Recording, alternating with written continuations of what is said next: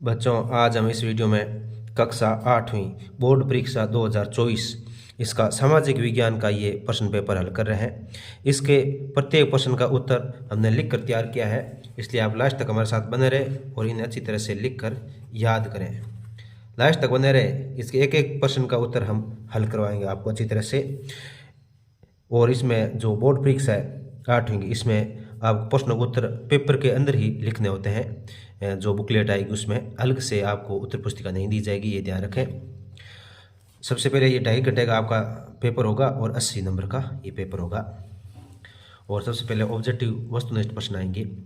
आप क्या करें, वीडियो को ज़्यादा से ज़्यादा लाइक और शेयर करें। और बच्चों, इसके अलावा आप चाहते हो कि इस पेपर की आपको फोटोकॉपी प्राप्त हो, तो इस वीडियो के लिंक में डिस्क्रिप्शन में जो लिंक दिया गया फेसबुक का, उससे फॉलो करें, आपको वहाँ पर ये मिल जाएगा। आप वहाँ से डाउनलोड करके कॉपी कर सकते हो पूरा उत्तर सहित। देखिए, इसमें पहला प्रश्न है, हुरडा सम्मेलन बुलाने का उद्देश्य था। हुरडा सम्मेलन बुलाने का उद्देश्य क्या था, ये आपको बताना है। तो इसका उद्देश्य था, पहला देखिए, राजस्थान में मराठा शक्ति को रोकने के लिए, अंग्रेजी प्रभाव को सीमित करने के लिए, राजपूत राजाओं की एकता कम करने के लिए, उपयुक्त सभी। तो इसमें ये पहला होगा ए, राजस्थान में मराठा शक्ति को रोकने के लिए। और जो ये जगह दी गई इसमें ए लिख दीजिए। फिर इसके बाद में इसका क्वेश्चन नंबर 2 आता है। देखिए, प्रथम गवर्नर जनरल कौन थे। तो वारेन हेस्टिंग्स प्रथम गवर्नर जनरल थे। वह इसका ऑप्शन हो जाएगा और यहाँ पे लिख दीजिए वह ऑप्शन। इसके बाद में क्वेश्चन नंबर 3, बिरसा मुंडा का संबंध है। तो बिरसा मुंडा उत्तर प्रदेश, मध्य प्रदेश, राजस्थान, झारखंड। तो ये झारखंड से संबंधित थे बिरसा मुंडा, तो इसका उत्तर हो जाएगा द। फिर उसके बाद में क्वेश्चन नंबर 4, न्यायपालिका का प्रमुख कार्य, यानी न्यायपालिका का प्रमुख कार्य क्या है। विवादों को निपटाना, न्यायिक समीक्षा करना, मौलिक अधिकारों का संरक्षण और उपयुक्त सभी। तो ये उपयुक्त सभी हो जाएगा, इसका उत्तर हो जाएगा द। ये हिंदी और इंग्लिश दोनों में लिखा गया है। इंग्लिश वाले इंग्लिश में प्रश्नों को उत्तर देंगे और हिंदी वाले हिंदी में। और जो ये द ऑप्शन है, ये सेम टू सेम इंग्लिश में भी ये डी ऑप्शन होगा, तो आप इस प्रकार से देख सकते हो। फिर प्रश्न नंबर 5 देखिए, लोकसभा में सत्ताधारी दल का मुखिया कौन होता है। तो लोकसभा में जो सत्ताधारी दल का मुखिया होता है वो प्रधानमंत्री होता है। तो इसका उत्तर हो जाएगा ब। फिर इसके बाद में प्रश्न नंबर 6 देखिए, नवीकरणीय संसाधन के उदाहरण। नवीकरणीय, तो इसमें सौर ऊर्जा, पवन ऊर्जा, ज्वारीय ऊर्जा। तो उपयुक्त सभी हो जाएगा द ऑप्शन, इसका सही हो जाएगा। अब इसके बाद प्रश्न नंबर 7 देखिए, निम्नलिखित में से मानव निर्मित संसाधन नहीं है। मानव निर्मित संसाधन, तो ये पुल मानव निर्मित है, सड़क भी मानव निर्मित है, मशीन भी मानव निर्मित है, लेकिन ये प्राकृतिक गैस ही मानव निर्मित नहीं है, प्राकृतिक गैस। द ऑप्शन इसका सही हो जाएगा। फिर प्रश्न नंबर 8, भारत सरकार ने आदिम जनजाति समूह की सूची में राजस्थान की किस जनजाति को शामिल किया है। तो राजस्थान की जो ये सहरिया जनजाति है, इसको शामिल किया है आदिम जनजाति समूह में। इसका ऑप्शन द सही हो जाएगा। उसके बाद में आपके ये ऑब्जेक्टिव प्रश्न कंप्लीट हो चुके हैं। इसके बाद में आप देखिए, आपके लघुत्तरात्मक प्रश्न है, सुमेलित करने वाले हैं। तो इसमें निम्नलिखित को सुमेलित कीजिए। तो इसमें देखो, मस्केट क्या होता है, और फिर मैचलोक क्या होता है, मुफ्ती और महाभियोग, ये आपको पता होना चाहिए। तो ये मस्ट है कि ये पैदल चलने वाले जो सैनिक होते हैं उनके द्वारा इस्तेमाल की जाने वाली बंदूक को मस्केट बोलते हैं। मैचलॉक, बंदूक जिसमें बारूद से चिंगारी दी जाती है। और फिर मुफ्ती ये मुस्लिम समुदाय का न्यायविद होता है। और महाभियोग, ये किसी व्यक्ति के खिलाफ दुराचार का आरोप, किसी व्यक्ति के खिलाफ दुराचरण का आरोप महाभियोग कहलाता है। अच्छी तरह से इनको हल करते जा रहे हैं, आप ध्यानपूर्वक इन्हें याद करें। इसके बाद में प्रश्न नंबर 10 देखिए। प्रश्न नंबर 10 में देखिए, हाँ या ना में उत्तर दें। हाँ या ना में उत्तर दें। लोग ही एक राष्ट्र के सबसे बड़े संसाधन होते हैं। तो ये हाँ, ये सही है। लोग सामान्य रूप से चरम जलवायु को पसंद करते हैं। हाँ, ये भी सही है। खनिज निक्षेपों वाले क्षेत्र अधिक घने बसे होते हैं। हाँ, ये भी सही है। जहाँ खनिज ज़्यादा होंगे तो वहाँ पे क्या है, लोग ज़्यादा बसेंगे, क्योंकि खनिज संसाधन की जो उद्योगों में काम होते हैं तो वहाँ पे क्या है, रोजगार के अवसर ज़्यादा होते हैं। औद्योगिक क्षेत्र रोजगार के अवसर प्रदान नहीं करते हैं, तो ये ना होगा, क्योंकि औद्योगिक क्षेत्र तो रोजगार प्रदान करते हैं, तो ये जो लिखा हो वो गलत है। इसके बाद में प्रश्न नंबर 11 देखिए, न्यूनतम वेतन कानून से क्या अभिप्राय है। न्यूनतम वेतन यानी कम से कम सैलरी, भाई इतनी सैलरी जरूरी है देना। तो न्यूनतम वेतन कानून में यह निश्चित किया गया है कि किसी का भी वेतन एक निर्धारित न्यूनतम राशि से कम नहीं होना चाहिए। यानी कोई व्यक्ति काम कर रहा है तो उसके लिए निर्धारित राशि में इससे कम रुपये आप इसको नहीं दे सकते, इससे ज़्यादा दे सकते हैं लेकिन उससे कम नहीं दे सकते। तो न्यूनतम वेतन कानून में यह निश्चित किया गया है कि किसी का भी वेतन एक निर्धारित न्यूनतम राशि से कम नहीं होना चाहिए। इसके बाद में प्रश्न नंबर 12 देखिए, इसमें लिखा है कि महिला सशक्तिकरण की आवश्यकता के कोई 2 कारण लिखिए। महिला सशक्तिकरण की आवश्यकता क्यों है। तो महिलाओं को समाज में उचित अधिकार प्राप्त हो, महिलाओं के साथ अन्याय, लैंगिक पक्षपात और असमानता न हो, इसके लिए क्या महिलाओं की सशक्तिकरण आवश्यक है। क्योंकि महिला सशक्तिकरण होगा तो महिलाओं के साथ समाज में उचित अधिकार प्राप्त होगा और उनके साथ किसी प्रकार अन्याय, लैंगिक पक्षपात और असमानता नहीं होगी। इसके बाद में नेक्स्ट प्रश्न नंबर 13 देखिए। इसमें देखिए, सन 1857 में मेरठ छावनी के सिपाहियों को नए कारतूसों पर क्यों ऐतराज क्यों था। क्योंकि एनफील्ड राइफल में प्रयुक्त कारतूसों में गाय एवं सूअर की चर्बी का प्रयोग किया गया था, इसलिए उनको इससे दिक्कत थी। जो कारतूस थे तो उस पर क्या, गाय और सूअर की चर्बी का उपयोग किया गया था। फिर प्रश्न नंबर 14, भीलवाड़ा को राजस्थान का मैनचेस्टर क्यों कहा जाता है। तो वर्तमान में भीलवाड़ा राजस्थान का प्रमुख वस्त्र उत्पादक क्षेत्र है, इसलिए इसे राजस्थान का मैनचेस्टर कहा जाता है। क्योंकि सबसे ज़्यादा वस्त्र जो उत्पादन है वो भीलवाड़ा से ही होता है, इसलिए राजस्थान का इसे मैनचेस्टर कहा जाता है। इसके बाद में प्रश्न नंबर 15 देखिए, ईस्ट इंडिया कंपनी भारतीय किसानों पर नील की खेती करने हेतु दबाव डालते थे, क्यों, कारण स्पष्ट कीजिए। ईस्ट इंडिया कंपनी के जो अधिकारी थे वो भारतीय किसानों पर नील की खेती करने के लिए ज़्यादा दबाव डालते थे, क्योंकि यूरोप में नील की बढ़ती मांग को पूरा करने के लिए बड़ी संख्या में नील का उत्पादन किया जाता था। क्योंकि यूरोप में इस नील की ज़्यादा मांग थी और वहाँ मांग ज़्यादा थी तो इसका मतलब वहाँ कीमत भी ज़्यादा होगी। तो यूरोप में नील की कीमत भारत से कई गुना ज़्यादा थी, तो इसलिए क्या है कि इनकी ज़्यादा खेती करने तो दबाव डालते थे ताकि ज़्यादा से ज़्यादा मुनाफा कमाया जा सके। प्रश्न नंबर 16 देखिए, निर्वाह कृषि के प्रकारों का वर्णन कीजिए। निर्वाह कृषि के प्रकारों का वर्णन कीजिए। तो निर्वाह कृषि के 2 प्रकार है। निर्वाह कृषि के 2 प्रकार है, एक है गहन निर्वाह कृषि और दूसरी आदिम निर्वाह कृषि। निर्वाह कृषि के 2 प्रकार, गहन और आदिम निर्वाह कृषि। तो गहन निर्वाह कृषि में एक छोटे भूखंड पर अधिक श्रम के साथ एक वर्ष में अधिक से अधिक फसल उगाता हूँ। गहन निर्वाह का मतलब होता है जो कम समय में ज़्यादा से ज़्यादा और कम क्षेत्र में भी ज़्यादा से ज़्यादा फसल उगाई जा सकती है, ये था। और आदिम निर्वाह, तो आदिम निर्वाह में देखिए यहाँ जगह नहीं थी इसलिए हमने साइड में लिखा, देखिए ये इधर लिखा है आदिम निर्वाह कृषि। इसमें स्थानांतरित कृषि और चलवासी पशुचारण शामिल है, यानी इसमें स्थानांतरित कृषि और चलवासी पशुचारण शामिल है। यानी इसका मतलब यह है कि लोग अपनी आवश्यकता के अनुसार ये फसल उगा लेते हैं और फिर जैसे ही भूमि बंजर हुई तो वो वहाँ से दूसरी जगह चले जाते हैं और चलते फिरते खेती करते रहते हैं। फिर उसके बाद में प्रश्न नंबर 17 देखिए, उद्योग शब्द का अर्थ स्पष्ट करते हुए कच्चा माल आधारित उद्योगों का वर्गीकरण करें।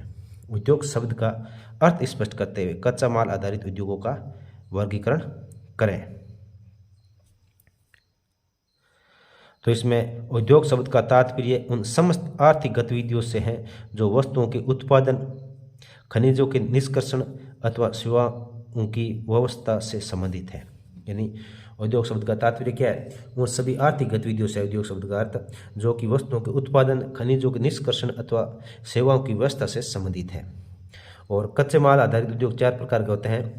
इसमें कृषि आधारित उद्योग, खनिज आधारित उद्योग, समुद्र आधारित उद्योग और वन आधारित उद्योग। कृषि मतलब कृषि से जो उत्पादन होता है, खनिज यानी जो भूमि से निकालते हैं, और समुद्र से यानी समुद्र से जो मछलियाँ वगैरह पकड़ते हैं वो, और वन से यानी वनों से जो उत्पाद प्राप्त होते हैं वो सब कच्चे माल पर आधारित है। तो उद्योग शब्द का तात्पर्य हो गया, फिर कच्चे माल आधारित उद्योगों के 4 प्रकार हो गए। इसके बाद में प्रश्न नंबर 18 देखिए। प्रश्न नंबर 18 में पहला है, कल्पना कीजिए कि आप 1850 के दशक में एक गरीब परिवार में पैदा हुए, यानी 1850 का समय, उस समय अगर आप गरीब परिवार में पैदा हुए हो और उस समय सरकार द्वारा संचालित पाठशालाओं पर कोई दो राय दे, यानी सरकार जो पाठशाला थी उस पर कोई राय देनी है। तो पहले की अवस्था में गरीबी किसान परिवार के बच्चे पाठशाला जा सकते थे, क्योंकि कक्षा की समय सारणी में थोड़ी ढील थी, क्योंकि पहले जो समय सारणी में ढील थी, अगर बच्चा थोड़ा बहुत लेट आए तो भी चलता था, तो वो समय के अनुसार जा सकते थे। तो पहले की व्यवस्था में गरीब किसान परिवार के बच्चे पाठशाला जा सकते थे, क्योंकि कक्षा में समय सारणी की थोड़ी ढील थी। वर्तमान में ऐसा नहीं है। और पहले गरीब बच्चों से कम फीस तथा अमीर बच्चे से अधिक फीस ली जाती, यानी आर्थिक स्थिति के अनुसार फीस ली जाती थी। इसे गरीब बच्चे आसानी से स्कूल जा सकते हैं, लेकिन वर्तमान में सभी से बराबर फीस ली जाती है। और इसमें दूसरा देखिए, प्राथमिक सालों में प्रवेश देने के बाद आगामी कक्षाओं के अध्ययन के आधे बच्चे विद्यालय क्यों छोड़ देते हैं, कारण देखिए। यानी प्राथमिक शालाओं में प्रवेश देने के बाद आगामी कक्षाओं के अध्ययन में आधे बच्चे इस विद्यालय क्यों छोड़ देते हैं, कारण लिखते हैं। तो पहला तो इसका कारण यह है कि जागरूकता का अभाव है।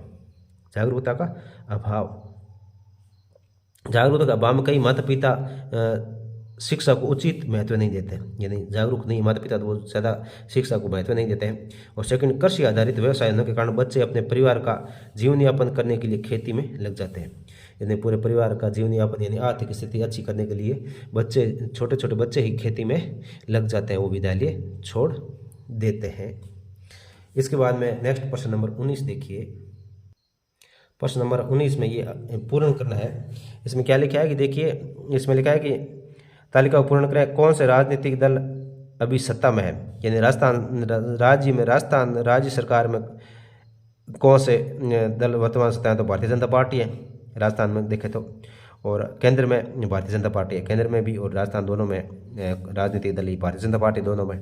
और आपके क्षेत्र में निर्वाचित प्रतिनिधि, यानी आपके क्षेत्र में निर्वाचित प्रतिनिधि, जैसे बाड़मेर का शिव विधानसभा क्षेत्र है तो इसमें श्री रविंद्र सिंह भाटी, और केंद्र में ये बाड़मेर के विधायक लोकसभा सदस्य यानी सांसद श्री कैलाश चौधरी। और अभी कौन सा राजनीतिक दल विपक्ष में, विपक्ष में कौन सा राजनीतिक दल है, तो ये विपक्ष में कांग्रेस है, दोनों जगह राजस्थान में भी और केंद्र में भी कांग्रेस है। और अगले चुनाव कब होंगे, तो ये जो राज्य के चुनाव होते हैं विधानसभा के, ये 2029 में होंगे, और जो केंद्र के हैं लोकसभा के वो 2024 में, वर्तमान में अभी मार्च अप्रैल में होंगे, तो ये 2024 में होंगे।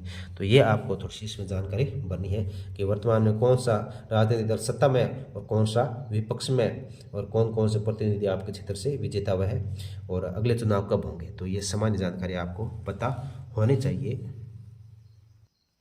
इसके बाद में प्रश्न नंबर 20 देखिए। ऐसे 2 मौलिक अधिकार बताइए जिनका कोई व्यक्ति अपनी प्रतिष्ठा क्षमता परक व्यवहार पर जोर देने के लिए प्रयोग करें। तो समानता का अधिकार और शोषण के विरुद्ध अधिकार, ये 2 क्या है कि व्यक्ति अपनी प्रतिष्ठा समानता पर व्यवहार पर जोर देने के लिए प्रयोग कर सकता है। तो ये समानता का अधिकार और शोषण के विरुद्ध अधिकार।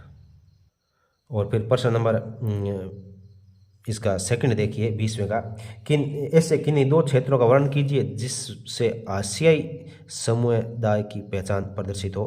तो इसमें शिक्षा और रोजगार हो जाएगा। शिक्षा के क्षेत्र में आसियाई समुदाय की स्थिति काफ़ी कमज़ोर है, और रोजगार के क्षेत्र में आसियाई समुदाय की स्थिति अच्छी नहीं है, तो ये हो जाएंगे। इसके बाद में नेक्स्ट प्रश्न नंबर 21 में क्या करना है आपको, राजस्थान के मानचित्र में दर्शाना है बाड़मेर, भरतपुर, पाली, बांसवाड़ा, ये आपको राजस्थान के मानचित्र में दर्शाना है। तो इसमें देखिए ये यहाँ पे ये भरतपुर है, भरतपुर, और फिर ये इधर ये बाड़मेर, और फिर यहाँ पे ये देखिए ये आपका है पाली, और ये आपका यहाँ पे बांसवाड़ा।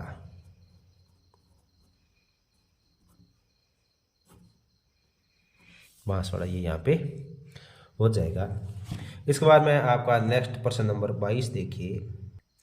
प्रश्न नंबर 22, नीचे दिए गए प्रश्नों 3 प्रश्नों में से 2 का उत्तर देना है। यानी नीचे 3 प्रश्न दिए उसमें कोई 2 का उत्तर देना है। तो हमने तीनों प्रश्नों के उत्तर लिख दिए, आप तीनों के याद कर लें ताकि आपको बोर्ड एग्जाम में अच्छे अंक प्राप्त हो। पहला हम देखिए लिखा है कि 1857 की क्रांति की असफलता और सफलता पर विचार लिखिए। तो 1857 की क्रांति को ब्रिटिश शासन द्वारा समाप्त कर दिया गया था। यानी 1857 की क्रांति शुरू हुई और फिर ब्रिटिश सरकार ने इसमें क्या कर दिया था, समाप्त कर दिया था। क्रांति में सामंतों ने अंग्रेजों के विरुद्ध संघर्ष किया, इसलिए अंग्रेजों ने सामंतों की शक्ति को कमजोर करने की नीति अपनाई थी और क्रांति ने ब्रिटिश साम्राज्यवादी की जड़ों को हिलाकर रख दिया था। 1857 क्रांति हुई तो उसको ब्रिटिश सरकार ने समाप्त कर दिया था, उसको दबा दिया था और ये सामंत लोगों ने क्या उसके विरुद्ध संघर्ष किया, तो ब्रिटिश सरकार ने सामंतों की शक्ति को कमजोर कर दिया। लेकिन जो क्रांति हुई थी उसे ब्रिटिश साम्राज्य की जो जड़ें थी वो हिलाकर रख दी थी। एक प्रकार से ये स्वतंत्रता आंदोलन की तरह बहुत ही भयंकर आंदोलन था जिसका अंग्रेजों पर काफ़ी प्रभाव पड़ा था। इसके बाद में प्रश्न नंबर 2 देखिए, भारत की आज़ादी में राष्ट्रपिता महात्मा गांधी के योगदान का विस्तार से लिखिए। तो भारत की आज़ादी में राष्ट्रपिता महात्मा गांधी का योगदान में देखिए 1919 में रॉलेट कानून के खिलाफ सत्याग्रह किया था, 1920 में असहयोग आंदोलन किया था, 1930 में सविनय अवज्ञा आंदोलन और 1942 में अंग्रेजों के खिलाफ भारत छोड़ो आंदोलन चलाया था। तो ये शॉर्टकट में हमने बताया, आप इसके बारे में डिटेल में भी लिख सकते हो। यहाँ पे जगह है उसके अनुसार हमने इनके शॉर्टकट में उत्तर लिखे हैं। इसके बाद में इसका जो तीसरा है रॉलेट सत्याग्रह पर विस्तार से लिखिए। तो देखिए इसमें रॉलेट सत्याग्रह पर विस्तार में लिखिए। तो रॉलेट कानून, यह कानून स्वतंत्रता पर अंकुश लगाने और पुलिस को और ज़्यादा अधिकार देने के लिए लागू किया गया था। यानी रॉलेट कानून में स्वतंत्रता, यानी कोई लोग अगर आंदोलन करता है तो उसको ज़बरदस्ती कैद कर दिया जाता था। फिर सत्याग्रह, ये तो रॉलेट कानून था। फिर रॉलेट सत्याग्रह क्या था, तो रॉलेट कानून के खिलाफ महात्मा गांधी तथा अन्य नेताओं ने सत्याग्रह का आह्वान किया तथा 6 अप्रैल 1919 से इसकी शुरुआत की थी। अंग्रेजों ने इस आंदोलन को कुचलने के लिए दमनकारी रास्ता अपनाया था। कुचलने के लिए क्या है, दमनकारी रास्ता अपनाया था। तो ये रॉलेट कानून भी हो गया और रॉलेट सत्याग्रह क्या था, रॉलेट सत्याग्रह क्या था, तो रॉलेट सत्याग्रह क्या था इसके बारे में भी आप अच्छी तरह से इसे देखें। इसके बाद में आपके प्रश्न नंबर 23 आता है। प्रश्न नंबर 23 में देखिए, या तो इन दोनों पर टिप्पणी लिखो, टिप्पणी लिखे, और नहीं तो इसके अथवा में और है उस प्रश्न को करें। अथवा में दिया है ये। तो देखो जैव मंडल क्या होता है और पारितंत्र क्या होता है इसके बारे में। जैव मंडल प्राकृतिक वनस्पति और वन्य जीव केवल स्थल मंडल, जल मंडल और वायुमंडल के बीच जुड़े संकरे क्षेत्र में ही पाए जाते हैं, जिसे जैव मंडल कहते हैं। यानी जहाँ पे स्थल मंडल, जल मंडल और वायुमंडल तीनों मिलते हैं वहीं पर क्या जीव पाए जाते हैं और उसे जैव मंडल कहा जाता है। और पारितंत्र क्या होता है, तो जैव मंडल में सभी जीवित जातियाँ जीवित रहने के लिए एक दूसरे पर परस्पर संबंधित और निर्भर रहती है। इस जीवन आधारित तंत्र को पारितंत्र कहते हैं। अब इसके अथवा में प्रश्न है। अथवा में देखो भूस्खलन क्या है, ये क्यों होता है और भूस्खलन रोकने के उपाय, या तो ऊपर वाले करना है आपको या ये करना है। तो हमने सभी के उत्तर लिखे हैं, आप अच्छी तरह से देखें। तो इसमें देखिए भूस्खलन क्या है, सेल, मलबा या ढाल से गिरने वाले मिट्टी के वृहद संचलन को भूस्खलन कहता है। यानी कोई ऊंचाई है, वहाँ से अगर चट्टानें वगैरह टूट के नीचे की तरफ गिरती है, मिट्टी नीचे किसी के नीचे की तरफ आती है तो उसे भूस्खलन कहते हैं। और फिर कारण क्या है, भूकंप, बाढ़, भारी वर्षा या ज्वालामुखी, इन किसी के कारण से भी हो सकता है। भूस्खलन को रोकने का उपाय, भूमि को खिसकने से बचाने के लिए प्रतिधारी दीवार का निर्माण करना और फिर भूस्खलन वाले क्षेत्रों में वनस्पति आवरण में वृद्धि करना। ये दो कारण लिखे। इसके अलावा भी बहुत सारे कारण आप आसानी से अपनी मर्जी से लिख सकते हो। अब देखिए नेक्स्ट प्रश्न नंबर 24। प्रश्न नंबर 24 में 2 प्रश्न दिए हैं। देखो पहला है संविधान से आप क्या समझते हो, संविधान की आवश्यकता के कारण स्पष्ट करो। और भाई संविधान की परिभाषा लिखनी है और संविधान की आवश्यकता क्यों, इसका कारण लिखना है। और फिर दूसरा धर्मनिरपेक्षता की अवधारणा का अर्थ और वर्तमान में इसकी प्रासंगिकता पर अपने विचार लिखिए। यानी धर्मनिरपेक्षता क्या होती है, उसकी प्रासंगिकता क्या है, उस पर लिखना है। तो इसमें देखिए हमने पहले वाला है इसका उत्तर लिखा है क्योंकि इसमें इतनी जगह दी गई थी, उस जगह के अनुसार हमने इसका उत्तर लिख दिया क्योंकि दोनों के लिए अलग अलग जगह नहीं थी। तो एक लिखना था, एक लिख दिया हमने। संविधान, संविधान नियमों का एक ऐसा समूह होता है जिसको एक देश के सभी लोग अपने देश को चलाने की पद्धति के रूप में अपना सकते हैं। संविधान की आवश्यकता क्यों है? संविधान देश की राजनीतिक व्यवस्था को तय करता है। देश की जनता को जितने भी अधिकार प्राप्त हैं संविधान के अनुसार है। और तीसरा, संविधान बहुमत की निरंकुशता को रोकता है। बहुमत यानी ज़्यादा लोग हो एक किसी समुदाय के और वो निरंकुशता करे तो ये अच्छा नहीं, इसलिए क्या है कि ये संविधान इसे रोकता है। नागरिकों की स्वतंत्रता की रक्षा करता है, और नागरिक होते हैं उनकी स्वतंत्रता की रक्षा करता है। इसके बाद में नेक्स्ट प्रश्न नंबर 25 देखिए। प्रश्न नंबर 25 में देखिए, दिए गए 3 प्रश्नों में से किन्हीं 2 प्रश्नों को उत्तर, 3 प्रश्न दिए गए उनमें से 2 का उत्तर लिखना है। पहला है, राजस्थान के महत्वपूर्ण भौगोलिक व प्राकृतिक पर्यटक स्थलों का वर्णन करें, यानी भौगोलिक और प्राकृतिक पर्यटक स्थल उनको लिखना है। सड़क सुरक्षा नियमों का विस्तार से उल्लेख करना है, यानी सड़क सुरक्षा के नियम कौन से उनका उल्लेख करना है। यह सामुदायिक संस्था में विद्यार्थी क्या क्या भूमिका निभा सकते हैं, सामुदायिक संस्था में विद्यार्थी क्या भूमिका होती है। तो इन तीनों में से कोई 2 का उत्तर लिखना है। तो यहाँ पे देख लीजिए, हमने इसके तीनों ही प्रश्नों के उत्तर लिख दिए। आप अच्छी तरह से देखें। पहला है, राजस्थान के प्रमुख भौगोलिक और प्राकृतिक पर्यटक स्थल। तो जैसलमेर के रेत के टीले, आमेर की पुष्कर झील, उदयपुर में जयसमंद, फतेह सागर पिछोला उदय सागर झील, और सिरोही में माउंट आबू व निक्की झील, राजसमंद में राजसमंद झील, चित्तौड़गढ़ का चूलिया प्रपात, और रणथंभौर राष्ट्रीय उद्यान, अलवर का सरिस्का राष्ट्रीय उद्यान, भरतपुर का केवलादेव घना राष्ट्रीय पक्षी विहार। ये भारत के भौगोलिक और प्राकृतिक पर्यटक स्थल हो गए। इसके अलावा भी खूब सारे आप लिख सकते हो। इसके बाद में नेक्स्ट है सड़क सुरक्षा नियम। तो सड़क सुरक्षा नियम में देख लीजिए कि हमें 2 पहिया वाहन चलाते समय हेलमेट पहनना चाहिए, 4 पहिया वाहन चलाते समय सीट बेल्ट का इस्तेमाल करना चाहिए, वाहन चलाते समय मोबाइल पर बात नहीं करनी चाहिए, नशे में गाड़ी नहीं चलानी चाहिए, यानी गाड़ी को नशे में नहीं चलाना है, नशे में चलाते तो एक्सीडेंट हो सकता है। लाल बत्ती होने पर वाहन रोक देना चाहिए, ट्रैफिक नियमों का पालन करना चाहिए। ये दूसरे का उत्तर है। और इसके बाद में नेक्स्ट जो प्रश्न आएगा, इसमें तीसरा क्या है, सामुदायिक संस्था में विद्यार्थी की क्या क्या भूमिका निभा सकते हैं। तो ये आपको पता है कि सामुदायिक अपने समाज में सामूहिक रूप से विद्यार्थी क्या क्या भूमिका निभा सकते हैं संस्था में। तो विद्यार्थी क्या है, अपने गांव की जो लोगों को स्वच्छता से संबंधित जागरूकता फैला सकते हैं, और अन्य खूब सारी जानकारियाँ जो आपके दिमाग में आ रही वो लिख सकते हैं। इसी के साथ बच्चों, आपका ये जो नमूना प्रश्न पत्र है कक्षा 8 का सामाजिक विज्ञान का, ये कंप्लीट हो चुका है। आप अच्छी तरह से इसकी तैयारी करें। धन्यवाद आप सभी का हमारे YouTube चैनल पर आने के लिए, वीडियो को लाइक और शेयर करने के लिए।